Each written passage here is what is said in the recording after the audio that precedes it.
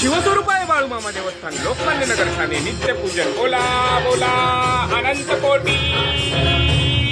ब्रह्मांड नायक राजाधिराज योगीराज परब्रह्म शिवस्वरूपाय आदमापूर निवासी सद्गुरु संत श्री बाळूमामांच्या